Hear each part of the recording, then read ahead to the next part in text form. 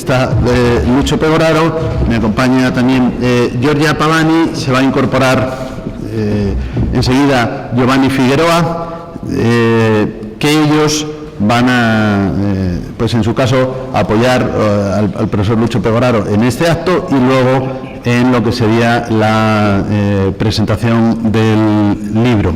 Como en realidad entre la ponencia y la presentación del libro haremos un descanso, pues no voy a en este momento decir mucho más sobre el profesor Lucho Pegoraro, más que en este caso el agradecimiento muy especial por el esfuerzo que él ha hecho por venir a Toledo en el día de hoy y que vamos a reconocer de una manera, esto quizás tú no lo sabes, pero ellos sí, porque es una orden que se llama la Orden de Derecho Constitucional Toledo, que se rige por el derecho consuetudinario, a pesar de que tiene unas 48 horas de existencia, pero se rige por el derecho consuetudinario y es muy selectiva, es muy selectiva en el ingreso porque de esta manera reconocemos, por supuesto, no solo la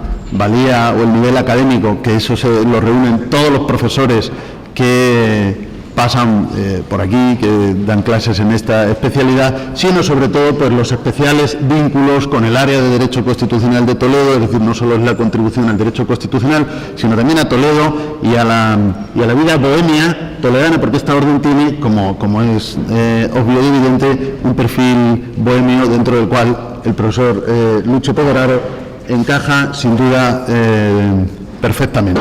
Así que, con permiso, vamos a proceder en primer lugar a la investidura como miembro número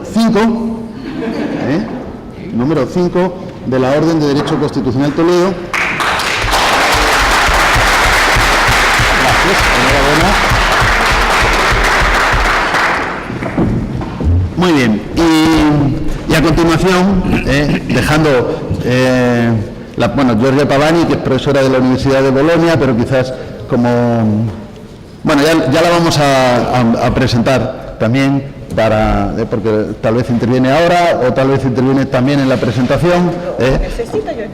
Hay que decir que la escuela de Derecho Comparado del profesor Lucho Pegoraro, pues sin duda alguna es una referencia mundial. Y en esta escuela, pues por supuesto forman parte varios profesores y profesoras de la Universidad de Bolonia, en este caso la profesora Giorgia Pavani, autora de numerosas publicaciones, por supuesto la profesora Silvia Bagni, que hoy no nos puede acompañar, pero claro que nos acordamos de ella, o Sabrina Aragone, y por lo tanto ella ha venido también especialmente a este acto desde Bolonia, igual que el profesor Giovanni Figueroa, que yo creo que en cualquier momento entrará en la sala de la Universidad Iberoamericana de México, y ambos, Giorgia Pavani, Giovanni Figueroa y Silvia Bagni, aunque Silvia Bagni hoy no nos va a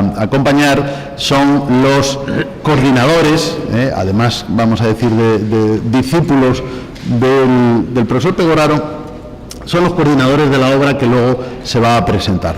Pero bueno, si les parece, la parte de la obra la dejamos para su momento, que además estoy casi seguro que habrá más concurrencia en la sala. Lo de la orden ha quedado como una orden secreta, porque en realidad casi no había público, por lo tanto, pero bueno, parecemos masones o algo así, pero bueno. Bien, por lo tanto, para no extendernos más, con ese agradecimiento le doy la palabra al profesor Pegoraro para que imparta su sesión sobre sistemas comparados de justicia constitucional.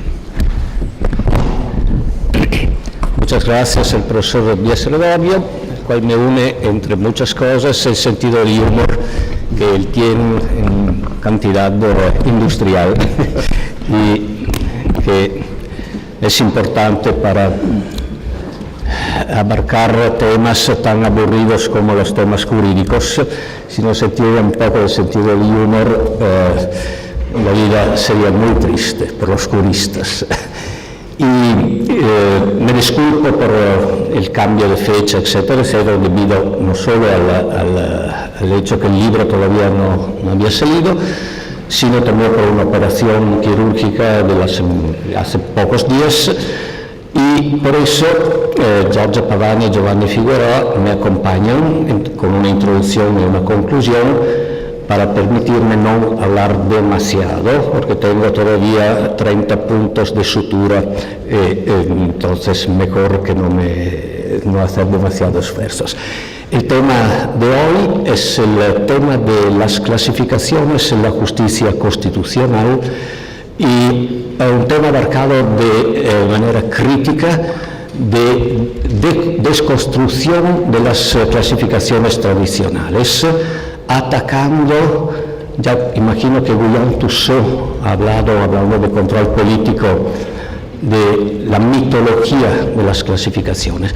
Entonces, desconstruyendo la dicotomía jurisdiccional político, concentrado, difuso, y proponiendo nuevos elementos importantes hoy en día para clasificar. Y al centro de esta idea hay el concepto de clasificación dúctil y no rígida, porque el mundo no es en blanco y negro, sino es como un arco iris con colores que se perciben pero disfunden uno en el otro. Y el pluralismo clasificatorio no se puede clasificar solo utilizando un elemento, como hacen Cappelletti, Calamandrei y muchos otros autores, entonces solo concentrado difuso, que es la prevalente, sino debe sin vez utilizando otros argumentos.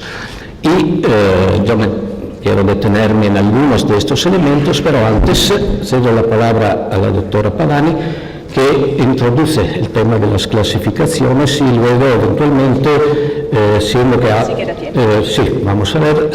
que ha profundizado el tema del parámetro en la justicia y del parámetro en la justicia constitucional, tomará otra vez la palabra más tarde. Gracias. Gracias.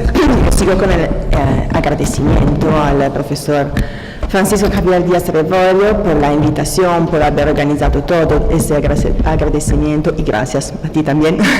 Lo voy a repetir también durante la presentación del curso, porque ha sido un amigo precioso en este momento.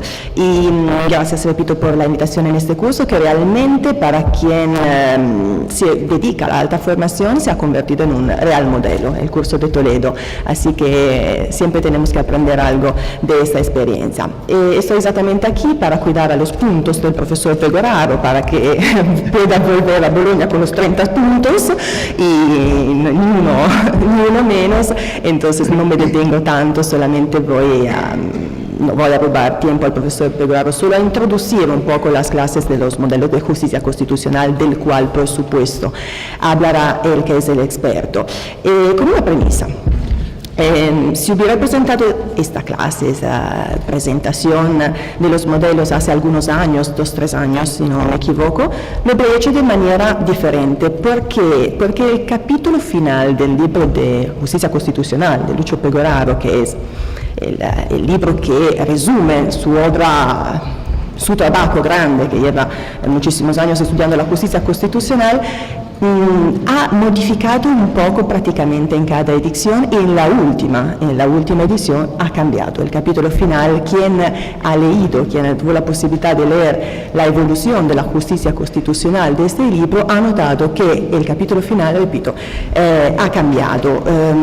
El asesino es el mismo, el asesinado, la justicia constitucional igual, se conocen desde el principio. Lo que cambia y se conoce solamente al final, efectivamente, es la modalidad del asesinato, como en la serie de televisión Columbo. Quien conoce al teniente Columbo está famoso efectivamente porque el asesino se conoce desde el principio, solamente las modalidades cambian. ¿Qué ha cambiado? Han cambiado las modalidades de clasificación, efectivamente.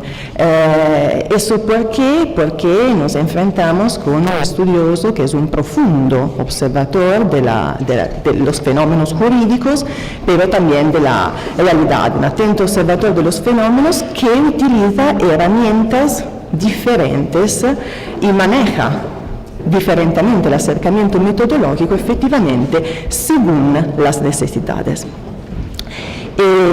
Pues a pesar del chiste, la referencia a la serie de televisión tiene un sentido, es emblemática de la actividad del comparatista, porque la actividad del comparatista es más parecida a una película que a una foto. La foto fija imagen, documenta una situación, en cambio la película es dinámica, son una serie de imágenes en movimiento, y la comparación es un proceso dinámico. La comparación con ese proceso dinámico permite mirar a las evoluciones, a las tendencias de los fenómenos jurídicos, y en ese proceso dinámico a veces hay que cambiar las herramientas, según, repito, lo que la investigación necesita. Y la justicia constitucional, claro, lo digo a alumnos de un curso y expertos en justicia constitucional, es un tema en constante evolución, que presenta situaciones diferentes entre sí y, por supuesto, sufre, como ya ha dicho el profesor Pegoraro, de la taxonomía clásica, sufre de los acercamientos metodológicos que hasta ahora se han utilizado para reunir en clases antiguas experiencias jurídicas que presentan profundas diferencias entre sí. Y América Latina, ese extraordinario laboratorio experimental, efectivamente puede testimoniar la gran diferencia de situaciones jurídicas. No me detengo tanto sobre el papel del comparatista y su aporte a las clasificaciones, porque no es una clase sobre metodología de la investigación sobre el derecho comparado. Me limito solamente a aclarar algunos puntos para, repito, introducir estos modelos de justicia constitucional. El comparatista clasifica por naturaleza, es su tarea, es nuestra tarea la de clasificar. Su trabajo realmente empieza cuando termina el trabajo de los estudiosos de derecho interno, de los derechos extranjeros. Ahí empieza el trabajo del comparatista. Sabemos que la utilidad de las clasificaciones reside en su potencial analítico, se dice. Para comprender fenómenos complejos, se simplifican los datos del mundo real mediante esquemas conceptuales que dan vida a modelos generales, modelos abstractos. El punto es cuáles criterios utilizar para clasificar, para construir las clases, para dar cuenta fielmente de la realidad, que no es solamente una realidad jurídica. El simplismo clasificatorio no ayuda realmente a comprender la realidad. Clases contrapuestas, totalmente exclusivas entre sí, como ha dicho, color blanco y negro, no sería fiel a la realidad de los fenómenos jurídicos que conocen matices, a veces muy, muy profundas. Convertido, traducido en el término de la justicia constitucional, sabemos perfectamente que la contraposición modelo difuso, modelo concentrado es una contraposición que sirve poco y ahora podemos criticarla también desde la perspectiva diacrónica, no solamente sincrónica. Desde la perspectiva opuesta tampoco son útiles clasificaciones demasiado detalladas, clasificaciones que se limitan a describir prácticamente cada uno de los objetos de investigación. Sería correr el riesgo de no clasificar, sino hacer fotos de objetos diferentes. Ese es uno de los errores clásicos que comete quien pretende hacer comparación y en cambio habla de modelos que serían ejemplos jurídicos, serían experiencias jurídicas.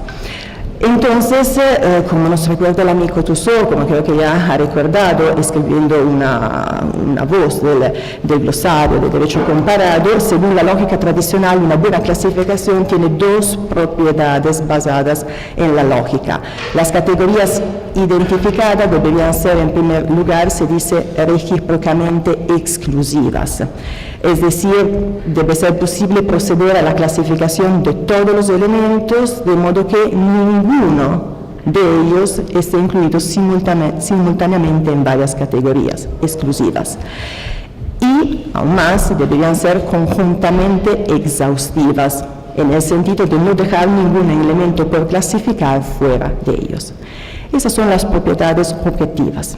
Pues hay una más, otra, que es la tercera, la pertinencia, que es una propiedad subjetiva y depende de las finalidades de la investigación comparativa.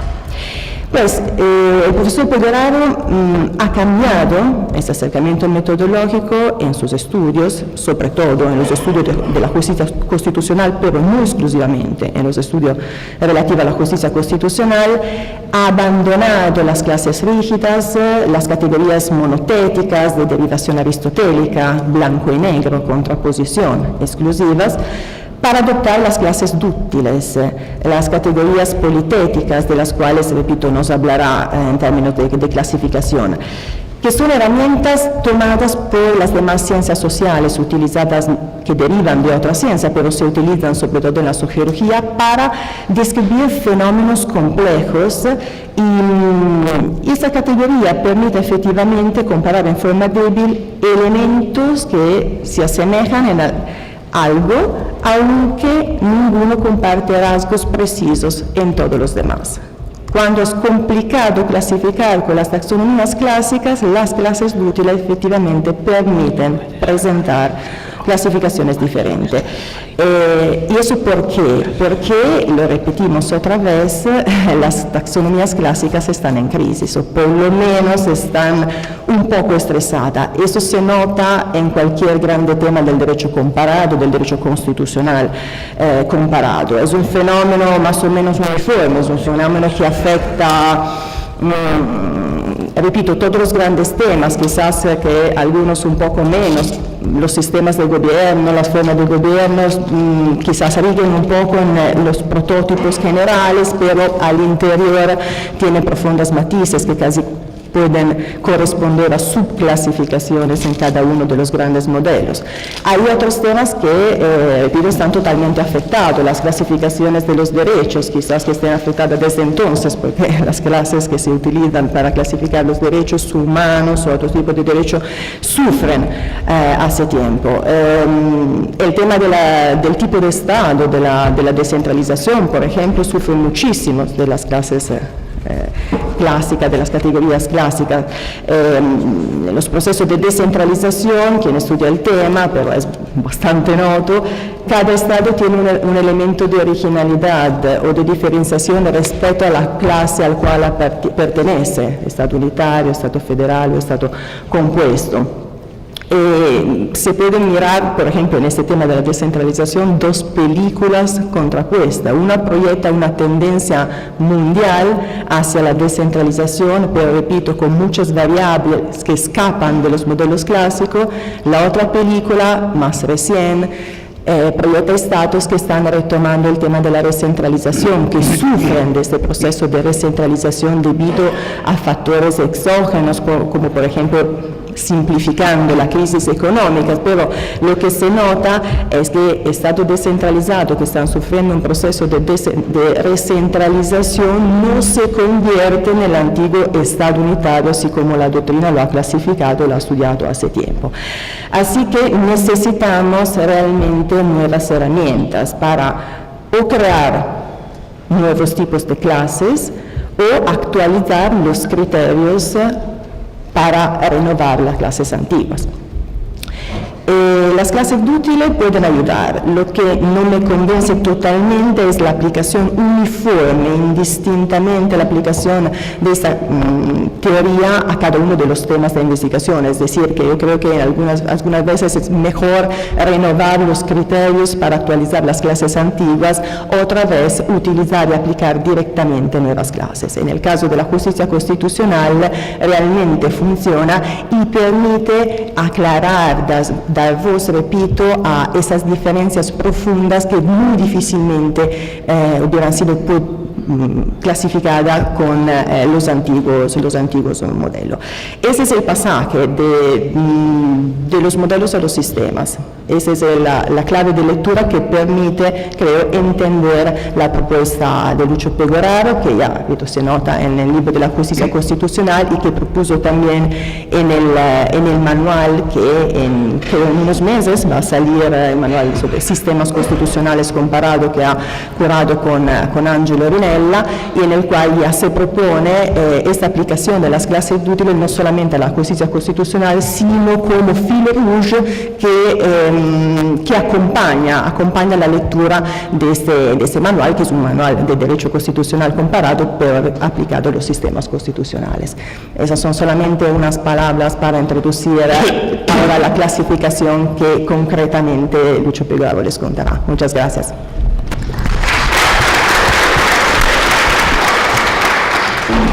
Muchas gracias a la doctora Pavani, que ha introducido bien el tema de la aplicación de una clasificación dúctil al estudio de la justicia constitucional. Puedo añadir que, como ya fue subrayado, se puede utilizar este criterio en cualquier campo. Piénsese solo al tema de la democracia. Los manuales en los cuales ustedes han estudiado, normalmente, si son de manuales comparativos, clasifican los democráticos y todos los demás. La primera pregunta que un comparatista debe plantear es, pero, ¿qué significa democrático? Utilizando entonces los aportes de la semántica y cuáles son los elementos pertinentes de la democracia. Puedo poner la misma clase Estados Unidos y Francia. Normalmente sí se ponen, son democráticos, pero debo preguntarme cuáles son las componentes. Sí, en Estados Unidos se puede suspender el habeas corpus a los extranjeros 2 años. Puedo ponerlos en la misma clase de Francia o Italia, que permite solo 48 horas. ¿Es un elemento fuerte, importante o no? Para poner en una clase rígida ordenamientos tan distintos. O, por ejemplo, la democracia protegida, militante. Puedo poner en la misma clase los ordenamientos democráticos, llamados democráticos, que permiten el cambio a través de un proceso democrático a todos, comunistas, por ejemplo, y los que permiten solo ser democrático o republicano.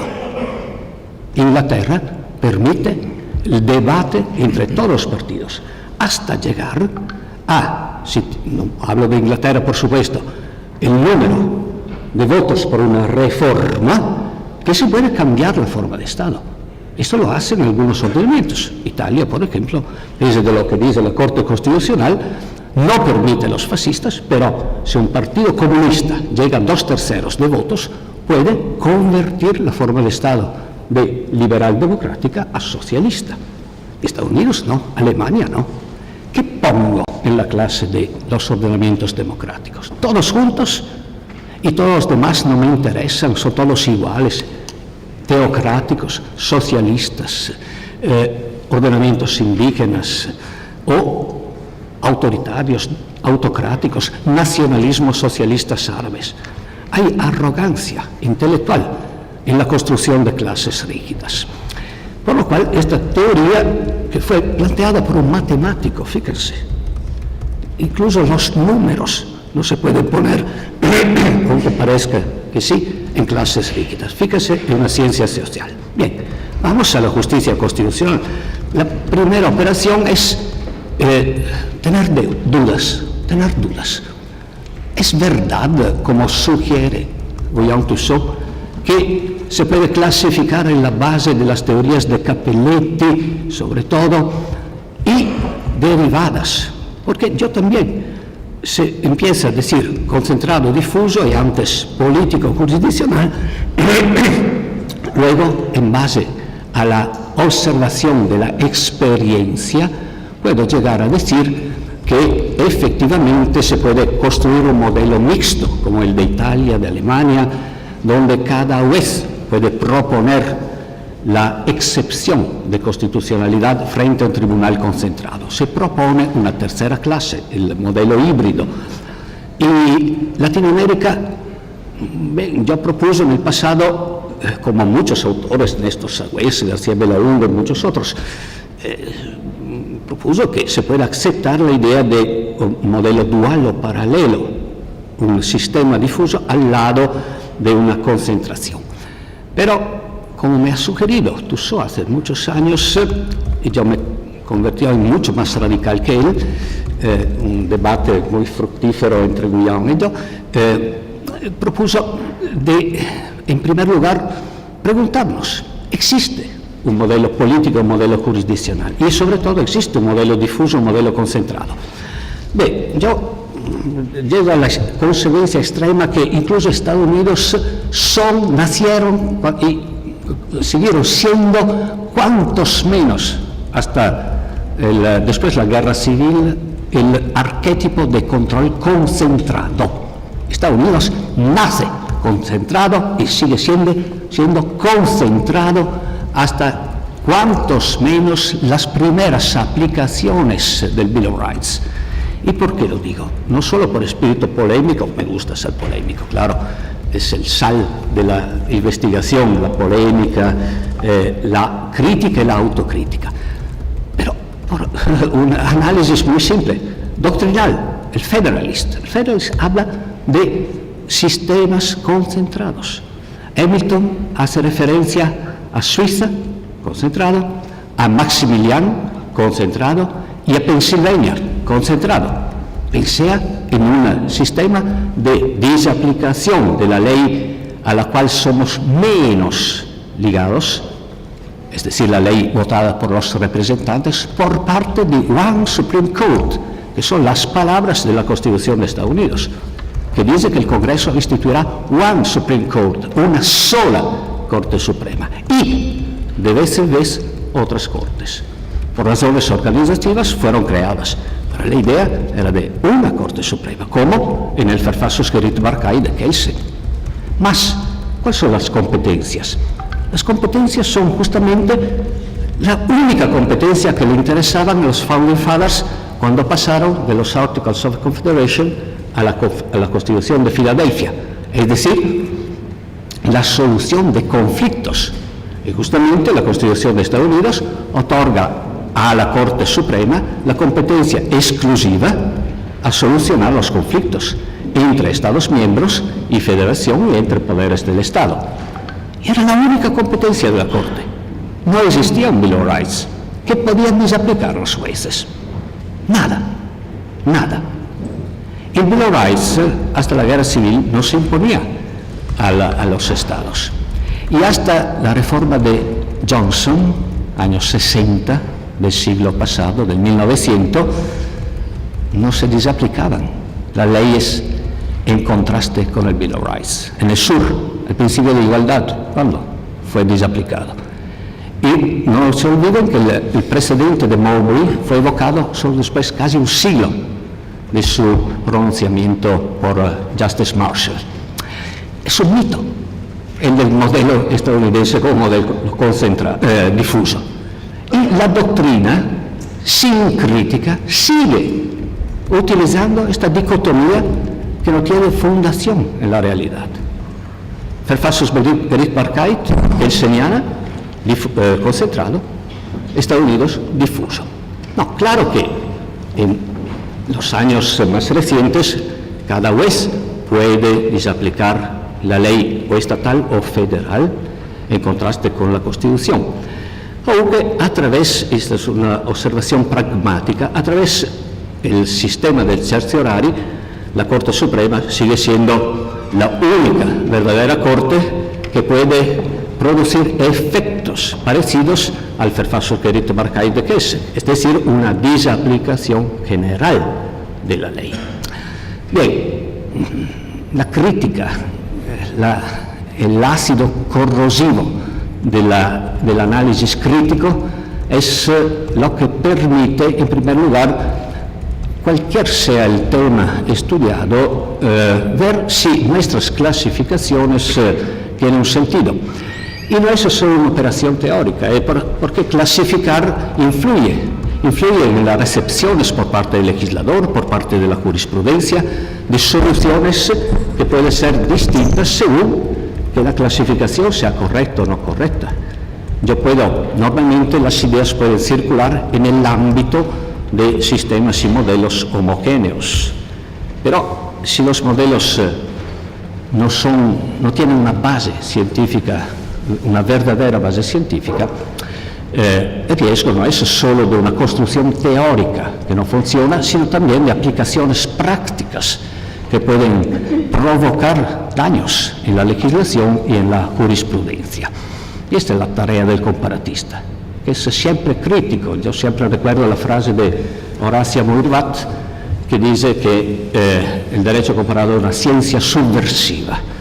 Es una ciencia subversiva porque no acepta ni el unanimismo, absolutismo del justnaturalismo o del neoconstitucionalismo, ni el positivismo que no sabe pensar que el derecho es fruto de influjos distintos de la doctrina, de la jurisprudencia, de la tradición, de la religión, y ordenamiento por ordenamiento se funde, se comunica y es plural.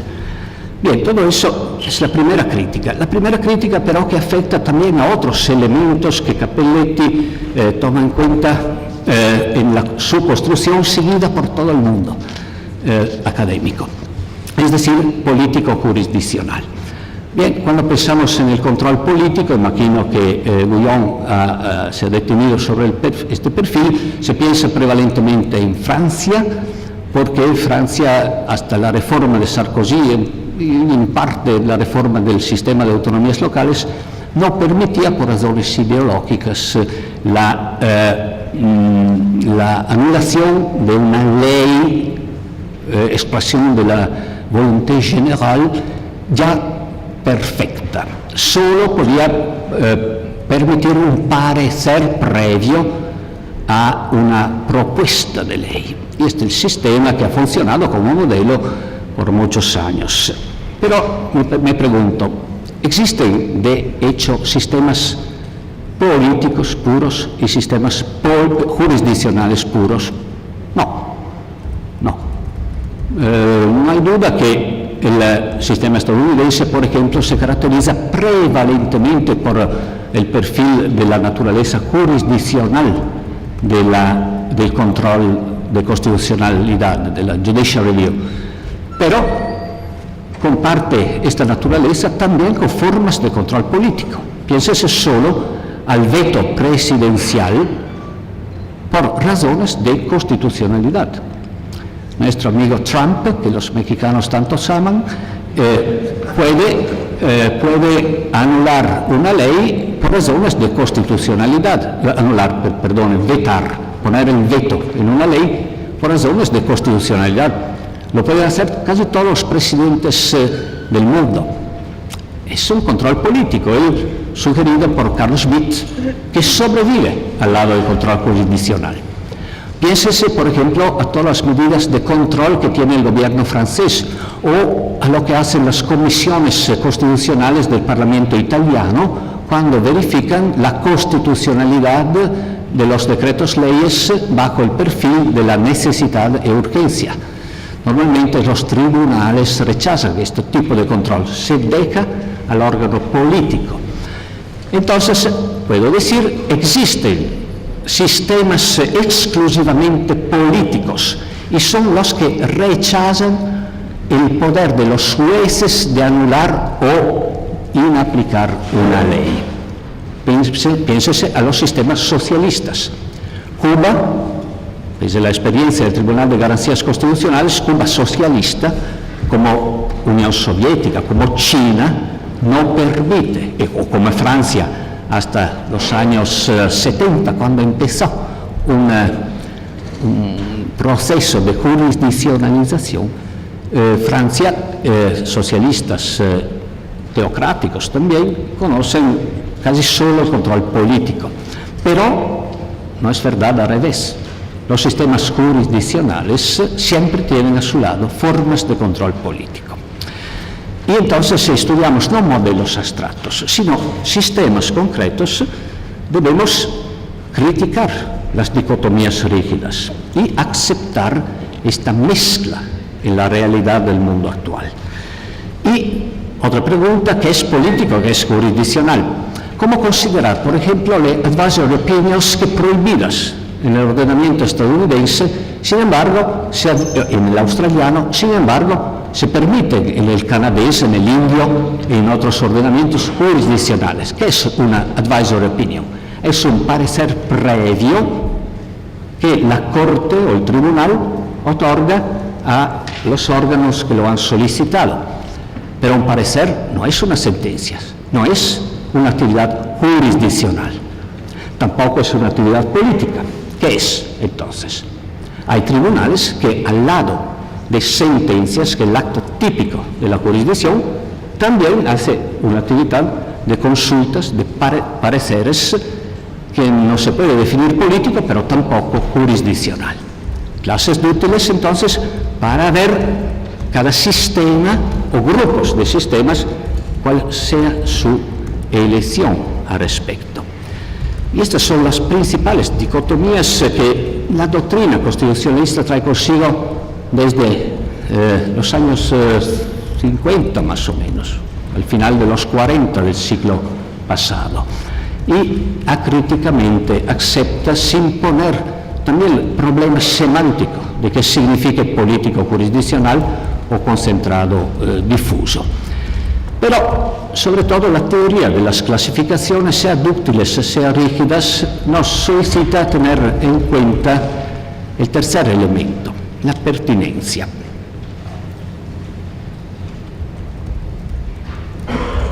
Bien, como escribe Guillaume Tussaud, yo puedo construir una clasificación perfecta desde el perfil lógico, dividiendo las constituciones del mundo según el número par o impar de artículos que tiene.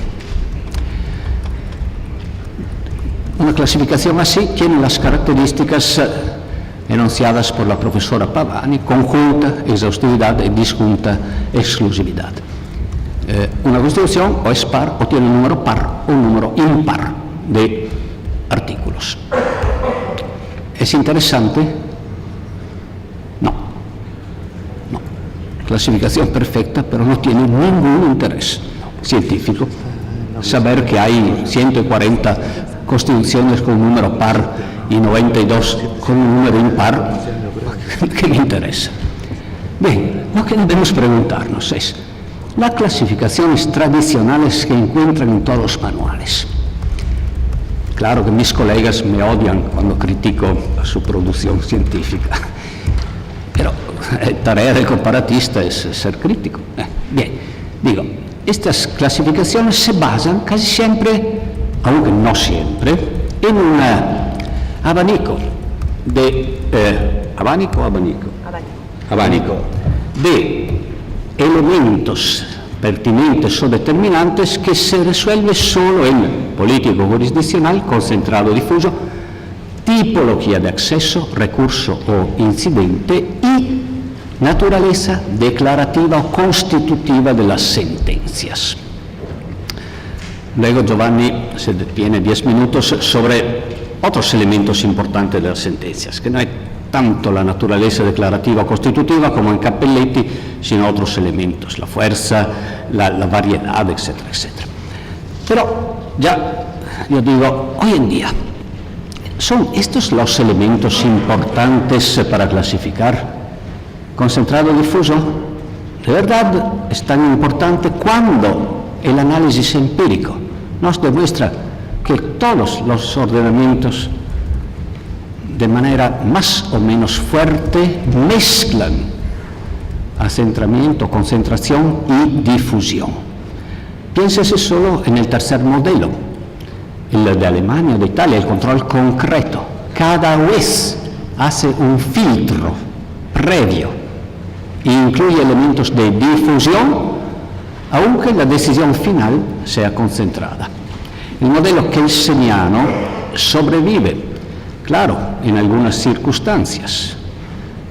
Cuando la Corte, como la Corte estadounidense, la Corte de Austria, la Corte de Italia, tiene competencias exclusivas, no hay mucha difusión. Pocos sujetos solicitan el recurso y solo un órgano decide. Pero por la mayoría no es así.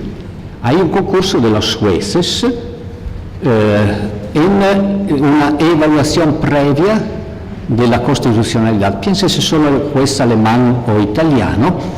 Si una parte procesal solicita una excepción de constitucionalidad, ¿no?, como hace hoy en día también el Consejo de Estado y la Casación francesa, el juez, cada juez, puede rechazar la excepción de la parte procesal, sí tiene una manifiesta no fundación. Infundación, ¿cómo se dice? Falta de Falta de fundamento, falta de fundación. Hace justicia constitucional de manera definitiva. También el juez de un sistema concentrado como es el italiano o el alemán o ahora el francés o de otros países, porque este sistema hoy en día es el más difuso en el mundo. El sistema forjado por la primera vez por la ley de actuación del Grundgesetz y por la ley de actuación de la Constitución italiana, artículos 134 y siguientes. Entonces, un sistema prevalentemente concentrado, pero que tiene elementos de difusión. Y elementos de difusión se pueden encontrar, por ejemplo, en la anulación por parte del juez administrativo de los reglamentos que son directamente inconstitucionales. Desaplica. El juez ordinario anula el juez administrativo. Es una actividad difusa de control de constitucionalidad que se encuentra en sistemas que consideramos normalmente concentrados. Y por lo cual digo también esta mitología de la dicotómica distinción entre concentrado y difuso debemos mitigarla y revisarla con cuidado, con cautela, porque tenía una fundación, sí, se puede utilizarla todavía, claro, que hay diferencias profundas entre Francia ante la reforma de Sarkozy del 2008 y Estados Unidos, la difusión es. Y hay otros perfiles, por ejemplo, donde hay sistemas descentralizados, una difusión estructural de la justicia constitucional. En Alemania, cada land tiene su tribunal constitucional, como en Estados Unidos, cada estado tiene su Supreme Court. En Italia no. Italia, bajo este perfil, es más concentrada que Alemania o Estados Unidos. Hay varios elementos. El simplicismo, ¿se dice así? Simplificación clasificatoria es útil a los alumnos, a los niños. Deben saber quién es el bueno y quién es el malo. Mejor que no se equivoquen entre Hitler y Madre Teresa. Deben elegir Madre Teresa. Pero en una línea graduada, si yo pongo Hitler al punto 100 del mal, puede ser que Madre Teresa no la pongo al punto 0, sino al 1. No la conozco bastante. Es santa, se presume que se podía poner el punto 0. Pero ¿dónde pongo Churchill? No al lado de Madre Teresa, pero tampoco al lado de Hitler. Lo mismo vale en la ciencia jurídica. La división a un niño puede ser útil. A nosotros investigadores, no. Somos llamados a razonar y no a simplificar como en la educación, en la pedagogía de los niños. Y el tercer punto es, pero sí, los tres elementos tomados en cuenta generalmente por la doctrina, con excepciones, son bastantes. Ya, por ejemplo, Rubio y Llorente sugiere que a la base de una gran distinción sistemática de la justicia constitucional podemos poner el bien tutelado. Este es un aporte importante. Y muchos autores buscan otros elementos. En mis escritos puedes encontrar un resumen también de las varias sugerencias de la doctrina. Y el bien tutelado es importante. Piénsese solo que todos los sistemas de justicia constitucional nacen para tutelar un bien, las competencias del centro y de la periferia. Y no casualmente, ¿cuáles son los sistemas que rechazan la justicia constitucional? Francia y Reino Unido. Sistemas no descentralizados. No tenían exigencia de una justicia constitucional. Porque esto es la tarea principal de los tribunales constitucionales en una fase original de su historia. Y no casualmente Francia introduce el control sucesivo con la ley de reforma de las autonomías locales, permitiendo la anulación de las leyes que atacan la autonomía de los estatutos de los territorios de ultramar. cuando se introduce una forma de descentralización, al lado surge la exigencia de un control de constitucionalidad. Luego llegan los derechos. Es un bien tutelado totalmente distinto. Esto complica las cosas. Entonces, el estudio del bien tutelado para clasificar la justicia constitucional me parece muy importante, sobre todo hoy en día, cuando al lado de las funciones clásicas de la justicia constitucional se encuentran otras funciones: el control de los partidos, el control de las elecciones, el impeachment, la declaración de incapacidad del presidente de la República, etcétera, etcétera, etcétera, las que se llaman las otras funciones.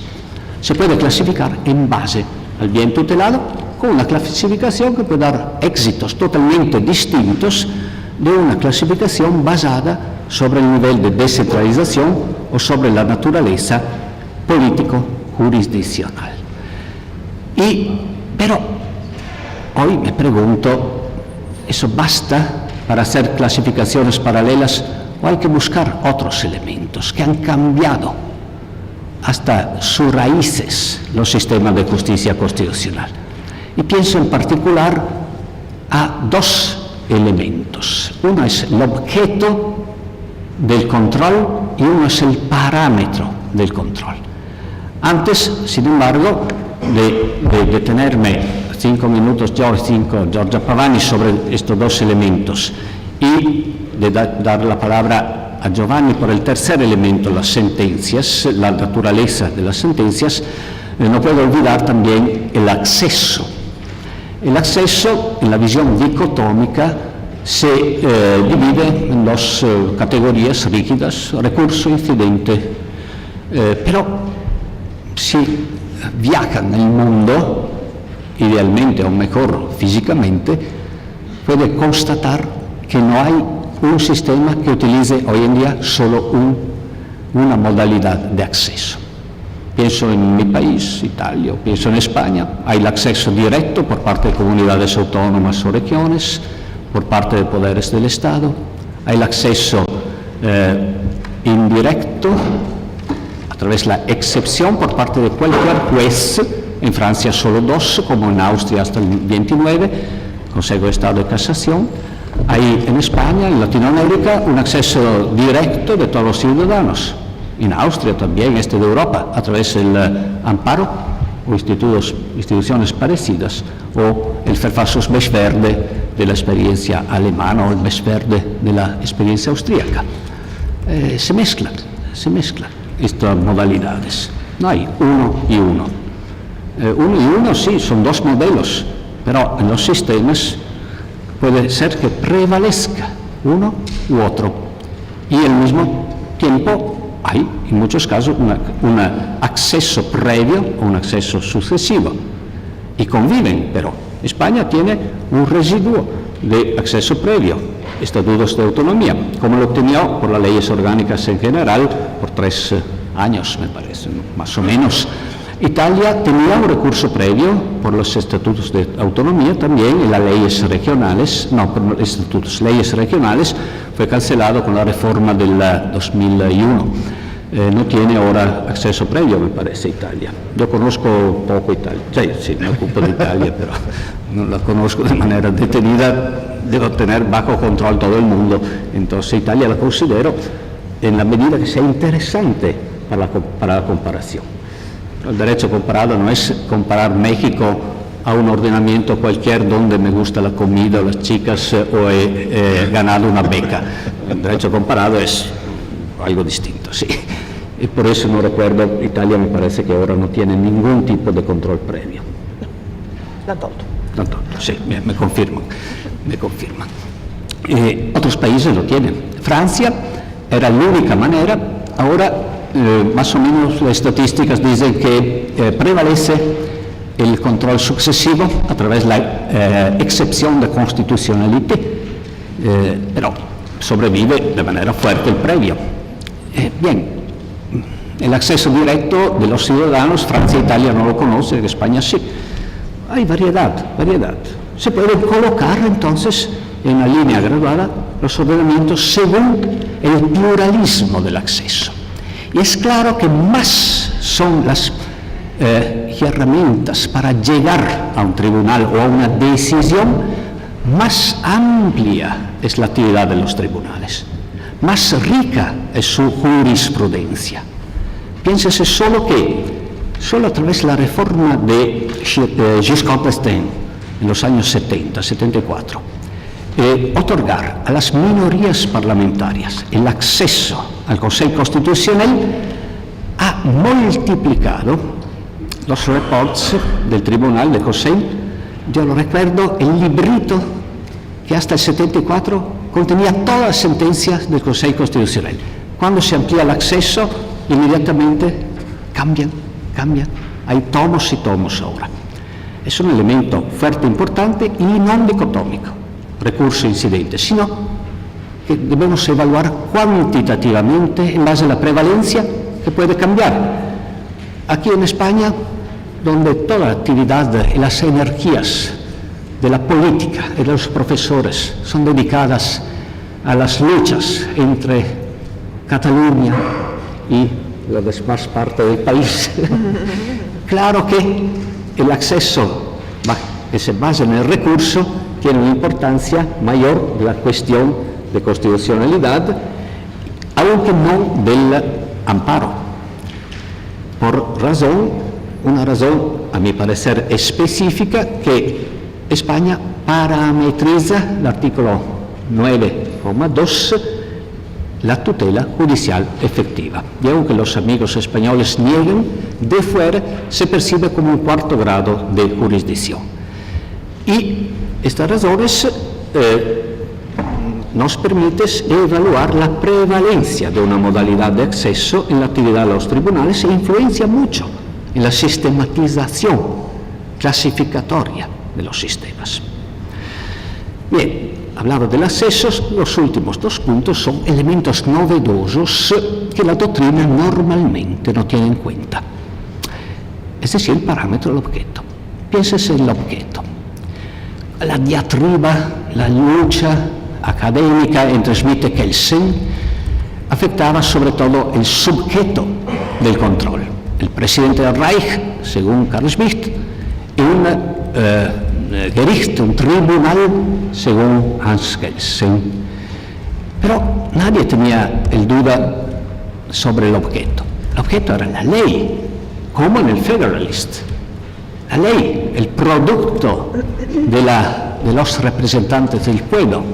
Los reglamentos es un tema accesorio. Kelsen dice que el tribunal podría controlar también los reglamentos, pero el gran tema fue siempre el control de la ley. El pueblo soberano, a través de sus representantes, produce una ley y el tema es que la ley es la expresión de la voluntad general, como escribe Carré de Malberg. Y entonces, ¿quién son estos señores? Se preguntaban los constituyentes italianos, que pueden anular la voluntad general, la ley.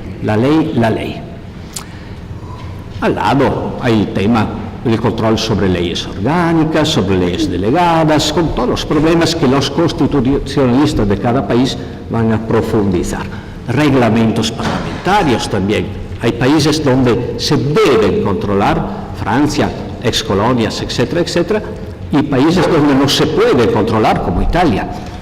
Pero cuando se plantea un problema tópico de la naturaleza de la justicia constitucional, cuando en Latinoamérica, Chile, caso Fait, en Europa, Bundesverfassungsgericht, Corte Italiana, a través de su jurisprudencia, en las constituciones de muchos países de este de Europa y de Latinoamérica, se permite al Tribunal Constitucional controlar no la ley, sino la reforma constitucional. Aquí hay un cortocircuito, choca todo. ¿Qué tiene que ver todo eso con la naturaleza y el debate sobre la justicia constitucional? La reforma se hace para reformar el parámetro de constitucionalidad. ¿Qué sentido tiene, pese de un control sobre el respecto de la forma de la reforma, el control sobre la sustancia de la reforma? Es el control del poder constituyente que los tribunales pretenden encarnar sobre el poder constituyente, constituido del poder de reforma constitucional. Y entonces se cambia la naturaleza. No, es una actividad típica del debate del preguerra, del posguerra y del debate del Federalist, el debate sobre el control de la reforma. Aquí estamos hablando de algo totalmente distinto.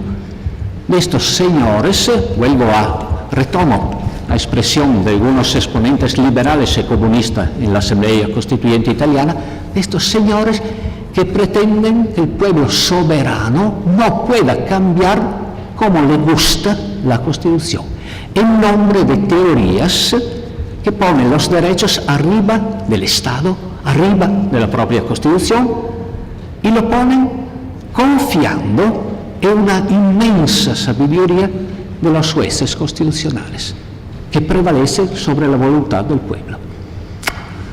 Y el tema que planteaba Hamilton, que entre dos leyes debemos observar la cual estamos mayormente ligados, es decir, la ley aprobada por we the people, por el pueblo, es decir, la Constitución, y anular entonces o desaplicar la ley, ahora se convierte en otro problema.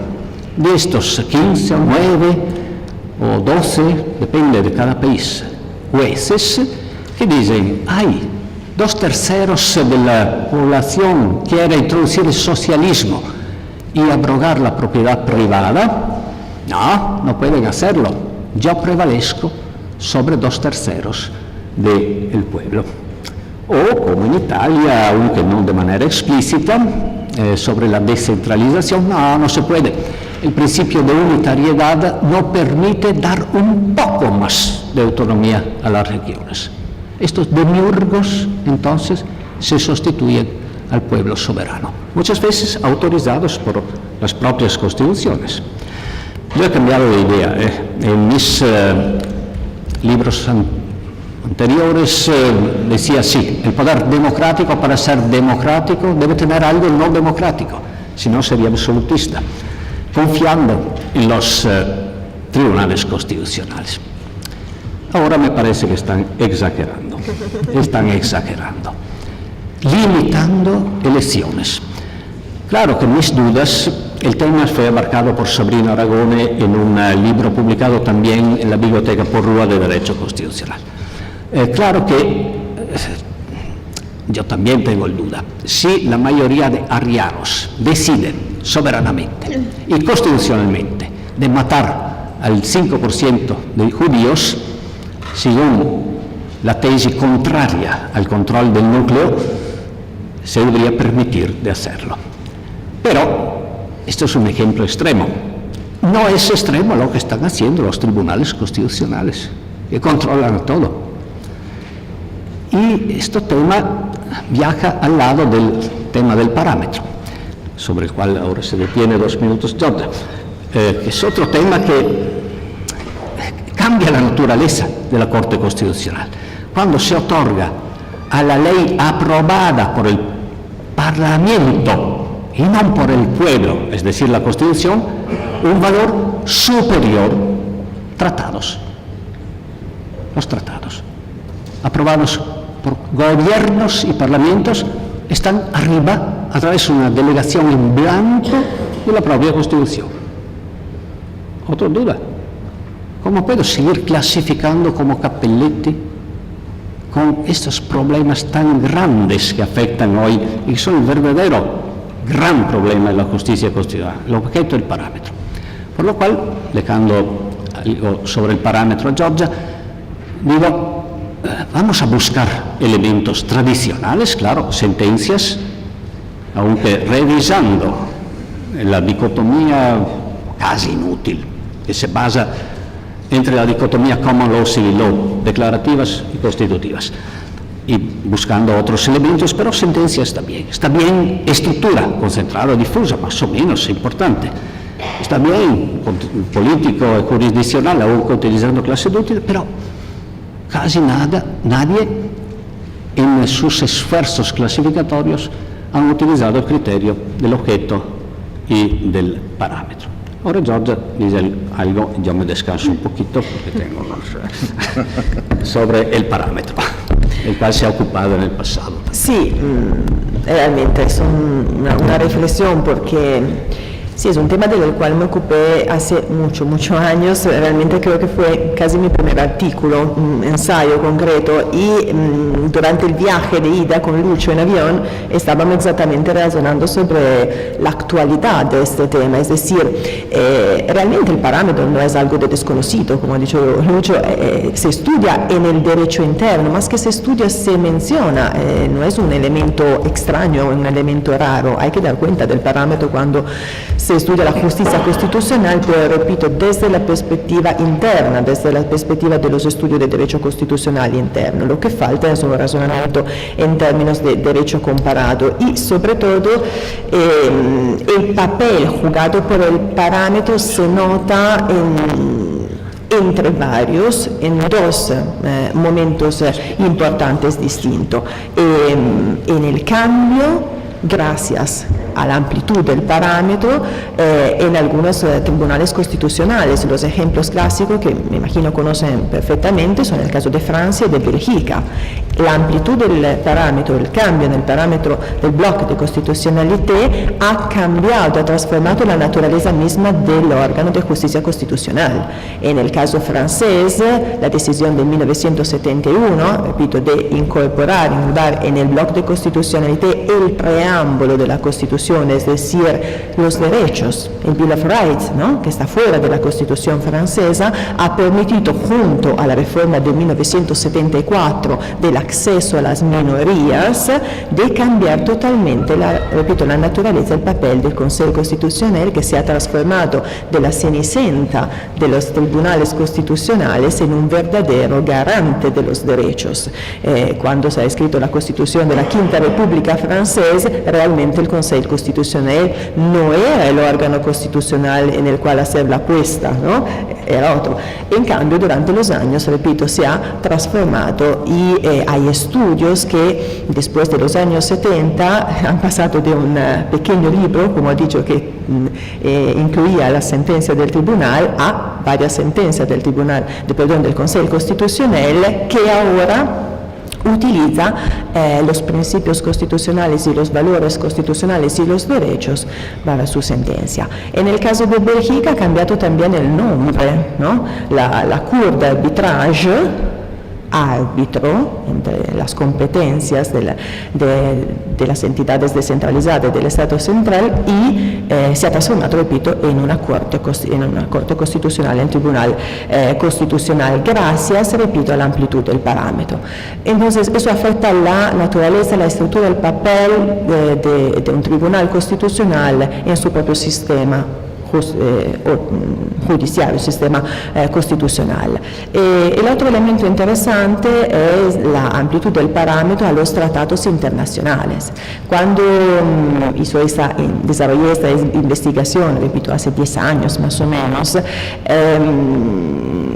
nos enfrentábamos a dos grandes tendencias: constituciones que no permitían, que no admitían, que no incluían los tratados internacionales al interior del parámetro, pero cuyas cortes constitucionales empezaban a dar cuenta de algunos tratados internacionales, sobre todo los convenios sobre los derechos, en Europa como en otros países. Y había, en cambio, constituciones que ya incluían, que en las normas relativas a los parámetros ya incluían los tratados internacionales, o por lo menos, como en el caso europeo de España y Portugal, tenían la cláusula de interpretación, utilizaban los tratados internacionales para interpretar en el caso de la sentencia sobre derechos. Entonces, repito, hacer referencia a los tratados internacionales en el momento en cual un tribunal constitucional decide de la constitucionalidad o menos de una ley o de otro objeto, tiene un sentido grande, diferente en términos de teoría general del derecho, es decir, permitir, como ya ha dicho Lucho, a una minoría, quizás a una minoría, a los parlamentos, a los gobiernos, permitir el controllo de los objetos constitucional. En términos de acercamiento metodológico, como estaba diciendo antes, ¿qué significa? Significa que el parámetro puede ser utilizado como criterio para clasificar, se podría efectivamente añadir a los demás criterios, o en cambio se puede utilizar como metacriterio, es decir, que admitiendo los demás criterios de clasificaciones, al interior de cada clase, el parámetro puede ser utilizado para diferenciar los ordenamientos jurídicos que se clasifican en la misma clase de acceso directo o de otra forma de clasificación, pero que en su interior, repito, tienen una amplitud del parámetro a tratados internacionales o otras fuentes, que no sea solamente la Constitución, o tiene un parámetro diferente, restringido. Entonces, repito, se puede utilizar de manera diferente. Los años pasaron y la jurisprudencia de los tribunales constitucionales se ha desarrollado mucho. Lo que estábamos hablando efectivamente hoy en día, ¿qué sentido tiene seguir en esta investigación? ¿Por qué? Porque se da cuenta realmente que los tratados internacionales han sido incluidos de manera explícita o menos explícita en el parámetro de constitucionalidad. Pero lo que por lo menos pensemos durante el viaje, que sí, tiene sentido seguir en la investigación y utilizar el parámetro a veces junto al objeto de juicio. Entonces se puede utilizar realmente para efectivamente reclasificar o incluir otro elemento de clasificación en los modelos de justicia, pero la investigación seguirá adelante. Prefiero dejar la palabra a Giovanni porque tiene que contarnos algo sobre las sentencias. Sí, ahora el último elemento, que es un elemento clásico, la naturaleza de las sentencias, y al final, algunos minutos Giovanni, y al final una conclusión sobre nuestras tareas de investigadores.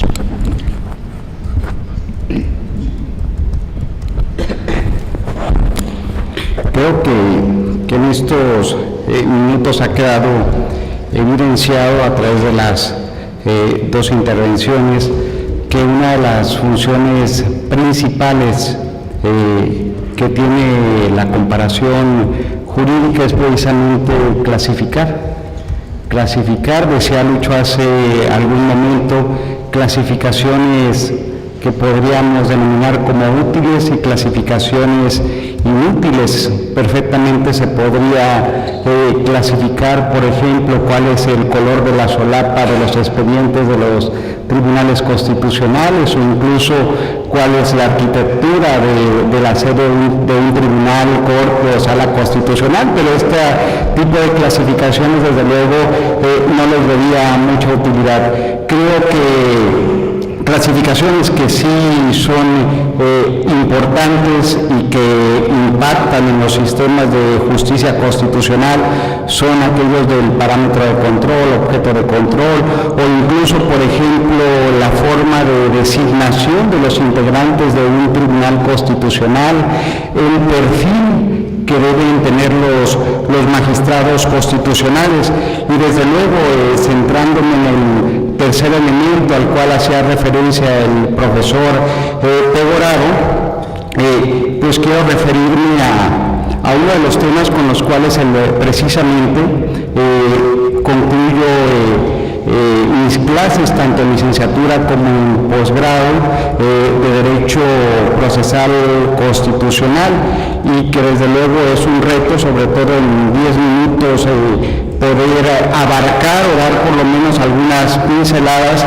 acerca de esa clasificación importante de las sentencias constitucionales. Y decía que es un reto sobre todo por tenerlo que hacer frente a mi maestro Pegoraro y desde luego al profesor Díaz Reborio, que es un connotado experto en el tema de sentencias constitucionales. Entonces, partiendo de la clasificación de las sentencias constitucionales, que podríamos hacerla de diferentes vertientes, ya sea por el órgano que pronuncia la decisión, tanto un tribunal constitucional o los diferentes integrantes del Poder Judicial de un país, es posible partir de una primera clasificación entre sentencias que podríamos denominar típicas, básicas o elementales, que serían aquellas que, retomando las ideas de Kelsen en su escrito, que seguramente durante este curso ya se habrá hecho alusión a este ensayo, la garantía jurisdiccional de la Constitución, la justicia constitucional, Kelsen se refiere a una rígida tipología de sentencias constitucionales, y son aquellas estimatorias o desestimatorias puras y simples, es decir, aquellas a través de las cuales los tribunales, cortes constitucionales, salas constitucionales, supremas cortes, cortes supremas, tribunales supremos, esto con independencia del nombre que se le asigne en cada sistema de control constitucional, se van a limitar a determinar si una ley o la actuación incluso del Poder Ejecutivo, de la Administración Pública, ha sido conforme con la Constitución o contraria a la Constitución.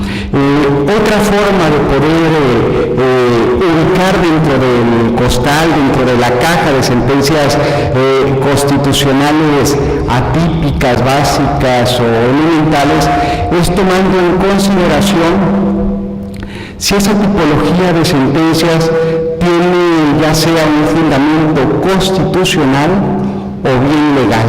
Es decir, si nominalmente están incorporadas en el ordenamiento jurídico de un país, se suele determinar que ese tipo de sentencias serán también sentencias típicas o básicas. Pero no podemos tomar en consideración para la clasificación o la diferencia entre atípicas y típicas o básicas o modulatorias el hecho de que sean en mayor o menor medida utilizadas por los tribunales constitucionales, ya que hay que tomar en cuenta que en algunas ocasiones aquellas sentencias que no tienen un fundamento constitucional o legal, sino que son producto de la propia jurisprudencia de los órganos de control constitucional, en determinados periodos son más utilizadas que aquellas que se consideran básicas. Viene a mi memoria recordar, por ejemplo, que en los años 80 la Corte Constitucional italiana utilizó más sentencias atípicas que sentencias típicas o básicas. Entonces, primer elemento, aquellas sentencias que se limiten a declarar la constitucionalidad o inconstitucionalidad de la ley. Y entonces, si partimos de esos dos extremos, pareciera que los tribunales constitucionales estarían atados de manos, que tuvieran una camisa de fuerza.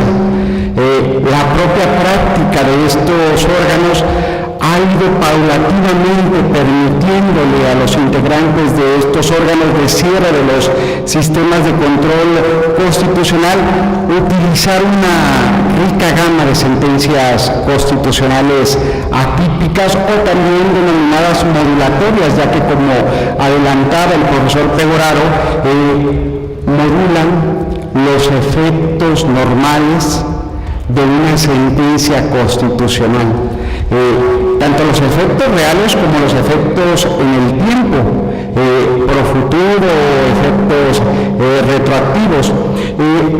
Desde este punto de vista y desde un amplio criterio de derecho comparado, no es fácil determinar el idem sentire, ¿sí?, o los elementos básicos para poder determinar cuando un tribunal constitucional emplea algún tipo de sentencia atípica. ¿Sí? Y esto por dos razones. Puede suceder que la doctrina, que es la que finalmente se encarga de clasificar todos esos pronunciamientos de los tribunales constitucionales, suele utilizar un mismo nombre para referirse a tipos de sentencias diferentes, o caso contrario, ¿sí? También es posible ubicar que la doctrina utilice toda una profusa terminología para referirse a un mismo tipo de sentencias. Basta referirse, por ejemplo, a una de esas sentencias constitucionales atípicas denominadas, por ejemplo, por la doctrina española, peruana, mexicana, colombiana, como sentencias aditivas, que en cambio, por ejemplo, en la doctrina italiana, tiene una infinidad de pronunciamientos, sentencia ayuntivo, integrativo, por mencionar algunos más. Entonces, partiendo de estos elementos básicos, es posible ir ubicando sentencias atípicas que, por ejemplo, determinan,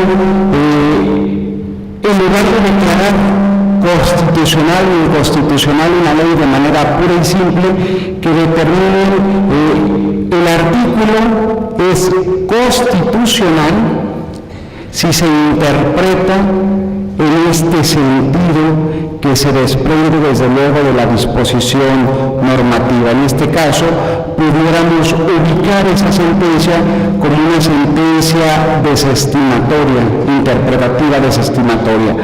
O bien que un tribunal o corte constitucional dijera el artículo es inconstitucional siempre y cuando se interprete de la forma señalada por la Corte Constitucional, pues esa tipología de sentencia entraría perfectamente dentro de la clasificación de sentencias interpretativas estimatorias de la inconstitucionalidad. O bien cuando un tribunal constitucional, sin hacer ninguna modificación en la parte textual del artículo sometido a control, reduce el contenido normativo de la disposición. Es decir, viene en mi memoria un ejemplo de la Ley de Cultura Cívica del entonces Distrito Federal, que establecía un menor de edad que cause destrozos en la vía pública será sancionado con multa o arresto. Como sabemos, en diferentes países los menores de edad son inimputables. Entonces, el Tribunal Constitucional, en lugar de limitarse a declarar la inconstitucionalidad de esa disposición normativa, lo que hace es reducir el contenido normativo de la disposición, estableciendo el artículo es inconstitucional en la medida en la cual se considere que también pueden ser objeto de una sanción los menores de edad que causen destrozos en la vía pública. ¿Y qué tipo de sanción? La sanción del arresto. Y entonces se reduce el contenido normativo reservando sanciones de tipo administrativo a estos menores de edad. O a contrario sensu, las sentencias aditivas, que el efecto normal que se produce a través de estos pronunciamientos es precisamente el contrario que el ejemplo anterior, ampliar el contenido normativo de la disposición sometida a control. Y, por ejemplo, si una ley de salud que tuviera que ver con temas relacionados con donación de órganos, que se estableciera toda persona es libre de disponer de su cuerpo en beneficio terapéutico de otro familiar hasta el 4º grado de parentesco, siempre y cuando esa disposición de su cuerpo no ponga en peligro su vida o le cause un daño grave a su salud, pues esa disposición legal es abiertamente contraria a la Constitución, específicamente contraria al principio de igualdad. Nuevamente, en lugar de declarar su inconstitucionalidad, lo que hace en esta ocasión un tribunal o corte constitucional es ampliar el contenido normativo, estableciendo, eliminando ahora sí una parte textual de la disposición normativa, aquella precisamente que colocaría como contradictoria aquello que establece la ley, lo que dice la Constitución, y la parte que se va a eliminar de la disposición es aquella que establece hasta el 4º grado de parentesco. A partir del pronunciamiento, si nos fijamos, de la Corte Constitucional o el Tribunal, se amplía el contenido normativo de la disposición, porque aquello que discriminaba, ¿sí?, ahora ha sido eliminado, y entonces el efecto real, el efecto material que se produce en ese artículo sometido a control es proteger a aquel sector de la población que estaba desprotegido. Por ejemplo, tantos otros ejemplos del Tribunal Constitucional Español, por ejemplo, aquel que establecía en la ley de enjuiciamiento criminal de que toda persona será asistida, todo extranjero que no sepa hablar castellano será asistido por un intérprete. Entonces, esta disposición normativa nos podría parecer protectora, que garantiza el principio de tutela judicial efectiva, pero esto no es así, porque entonces implícitamente se estaría permitiendo que se discrimine, por ejemplo, a los españoles que no sepan hablar castellano. Lo que hace el Tribunal Constitucional Español es determinar la ampliación del contenido normativo, incluyendo a los españoles que en principio el legislador, consciente o inconscientemente, no había querido incorporar. O por ejemplo, la Corte Constitucional Italiana, cuando establece la posibilidad de que las hijas y los hijos del pensionado pues puedan recibir todos los beneficios, excluyendo. Hay que recordar que hay algunos términos que excluyen a otro sector, en este caso a los hijos y al esposo, por ejemplo. Esas entrarían dentro de la clasificación de sentencias adictivas. Pero creo, y en esto considero que coincidimos el profesor Díaz Rebord y yo, en que hay otra tipología de sentencias que nunca deberían de ser utilizadas por un tribunal o corte constitucional, que son precisamente aquellas sentencias denominadas sustitutivas, a través de las cuales los tribunales las utilizan a través de dos momentos diferentes. Primero, se declara la inconstitucionalidad de una parte textual de la disposición, y acto seguido, en el mismo pronunciamiento, ese tribunal o corte determina con qué otras palabras podrá ser sustituido aquello que ha sido eliminado con efectos, desde luego, generales del sistema de control constitucional. Y así podemos seguir hablando de tipología, de clasificación de sentencias constitucionales, ya que este tipo de pronunciamientos son tantos como tribunales y cortes constitucionales hay.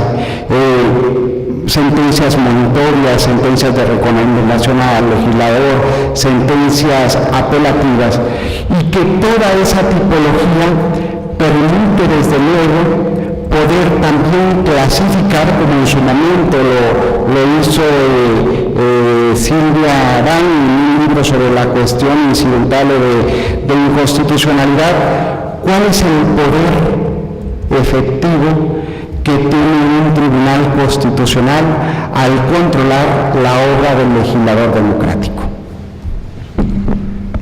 Voy a cerrar. Gracias, Giovanni. Giovanni nos ha enseñado que el poder de los tribunales pasa incluso a través de la modulación de las sentencias. Y yo añado solo que es un elemento más de unificación que de distinción, porque casi todos los tribunales ahora han enriquecido su jurisprudencia de tipologías muy variadas de sentencias. De hecho, hacen lo que quieren, dominan los efectos temporales, postergan los efectos, modulan y pueden sustituir, aunque de esta manera se ponen, ¿no?, al lado, sobre el legislador, sustituyen partes de la ley.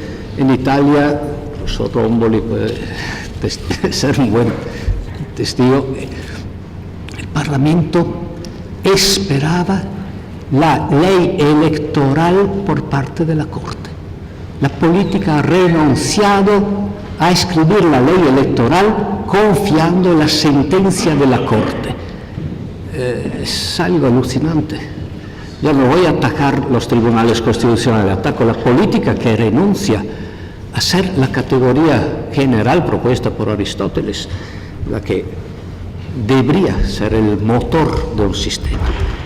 No son solo los tribunales que se toman el poder, incluso a través de la modulación de las sentencias e inventando nuevas tipologías.